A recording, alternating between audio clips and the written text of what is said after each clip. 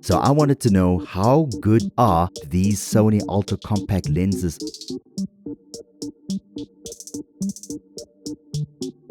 And in today's video, I want to show you how good the autofocus in the 24mm, the 40mm and the 50mm really is.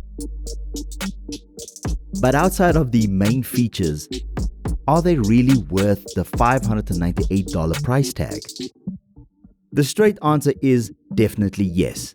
For the autofocus and image quality, it is really, really good. But should video creators invest in all three lenses?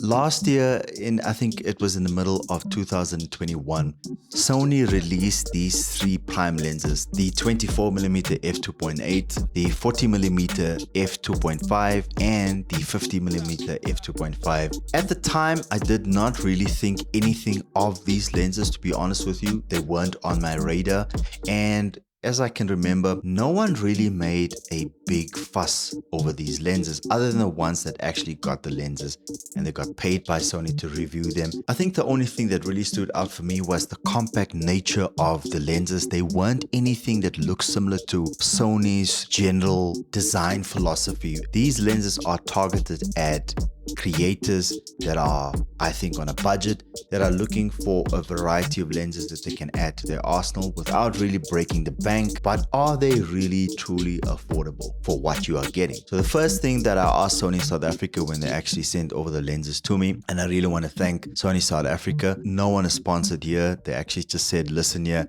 if you really want to check out these lenses, see how good they are, we're going to send it over and you can test it for yourself. While I was testing them out and filming the 24mm f2.8, the 40mm f2.5, and the 50mm f2.5, no matter which lens I had on, I think that the autofocus was damn good. And when I actually reviewed the footage and looked at it, I was blown away by how good the autofocus is on the A7 III. I've actually watched videos from other creators that had it on, like the FX3, the A7S III, which all of them have eye autofocus, and they even look better on those ones. So I never doubted the quality of these lenses. It's only when I started thinking about what other lenses I can add to my arsenal in 2022, because I want to use the A7 III a lot more, especially when it comes to vlogging and making content. So as you can see, the autofocus on all three lenses, no matter how far or close I stood from these lenses, no matter which one I had on, my pretty face was always in focus, and I think that they are awesome. In terms of image quality, I can say that they are really good. I wouldn't expect anything else from Sony. Sony glass is really good. And the purpose for today's video is not to dive into much about the technicalities of the lenses. I just wanted to show you in a real world scenario, especially if you are a beginner filmmaker or you are looking at adding additional lenses as a YouTuber. Maybe you just got yourself a brand new camera, but you don't have a lot of cash to splash on additional lenses, but you want variety and you're looking at these lenses.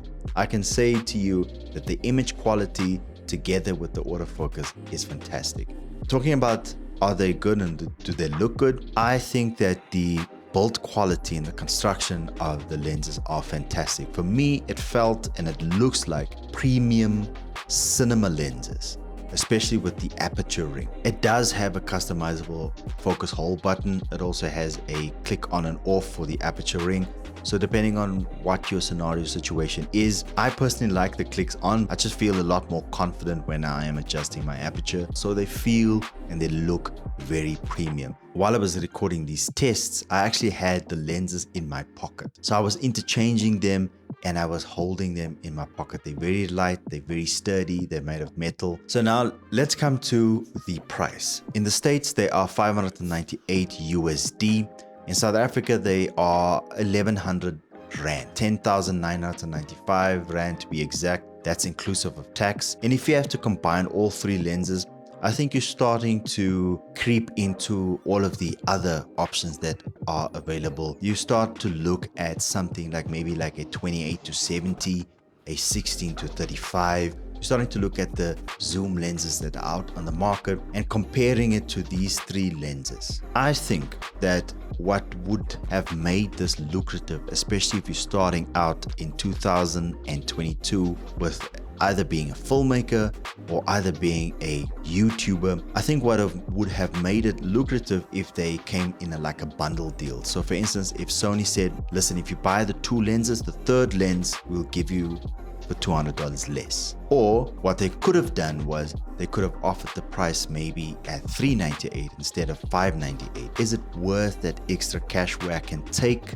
the money that I save and maybe invest in audio gear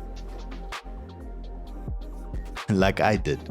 Don't worry, we're going to talk about the Wireless Go 1 and why I'm holding it in my hand, especially now that the Wireless Go 2 has come out. For me in 2022, I'm looking at efficiency and how I can best utilize the gear that I already have. I've had the A7 III for more than a year and I have used that camera a lot of the times, but I think it would be beneficial like maybe in a vlogging situation where I can use the ZV-1 maybe as a top-down shot and I can vlog with the A7 III.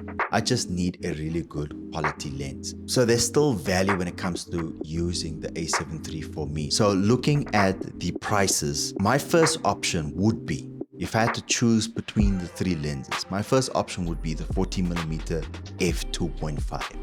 That is, for me as a filmmaker, is the focal length that impresses me the most. It's not a usual focal length. I mean, it's really like dead in the center between a 35 and a 50mm, but I think it just hits the sweet spot when it comes to framing as well as bokeh. My second option would be the 24mm f2.8.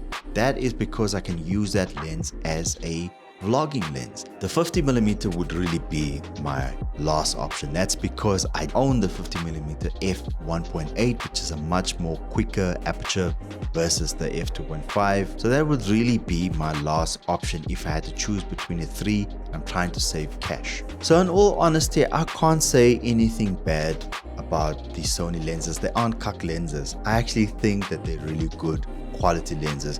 I just wish that the price was a lot cheaper and a lot more lucrative. But outside of that, the build quality is good. The autofocus is great. So it would definitely not be a bad investment if you're looking at new lenses. I honestly want to hear what you think. Which one is your favorite? Mine is the 40mm, like I said, but have you checked out these lenses? Personally, I can't afford all three. If I'm going to look at buying all three, I would then rather start checking out the competition and see what's available and what is worth my cash. So if you're wondering why I'm holding the Wireless Go, this is obviously a new investment. And in my follow-up video that I'm going to do is like what every other YouTuber has been doing. What is in my bag for 2022? I have added a few things to the arsenal for 2022 and I really want to showcase that. And most of those decisions are based off of budget. We know that the new Wireless Go 2 just came out, and that means that this little bad boy is going to be a lot cheaper. And if you can hear, for me, this audio quality is still great. So if you want to watch what I have in my bag, just hit that little thingy there up there, and I'll see you in that video.